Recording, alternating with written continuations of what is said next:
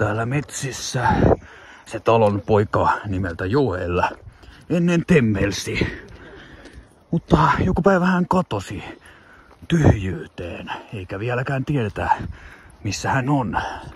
Mutta me tultiin selvittämään mitä on tapahtunut. Tuolla näkyy valo. Ehkäpä Joel on siellä, ei tiedetä. Meillä on silti vielä toivoa, että hän tallustelee jossain täällä metsissä. Mutta se selviää vain ajan kanssa, joten katsokaa ja selvittäkää. Täällä synkissä metsissä hän aikoinaan tallasi. Talonpoika Joel on hyvin kuuluisa kansan kertomus.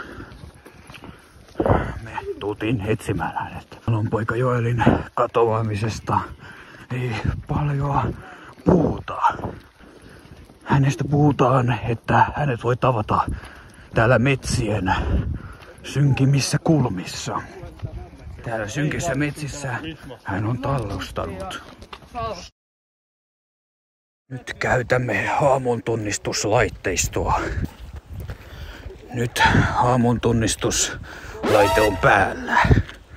Pettymyksellisesti haamuntuloslaite ei tuottanut tulosta tällä. Tutkitaan signaaleja. Siellä näkyy joku.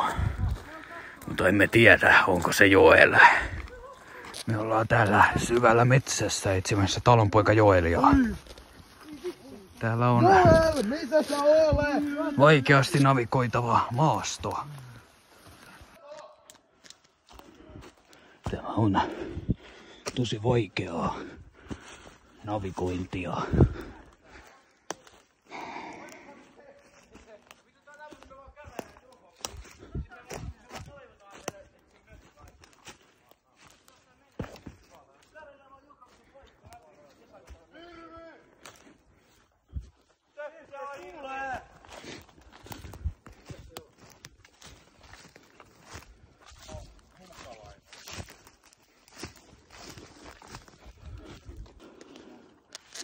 Ollaan päästy syvästä metsästä pois, ollaan nyt polulla. Ei tiedetä löydetäänkö talonpoika Joelia.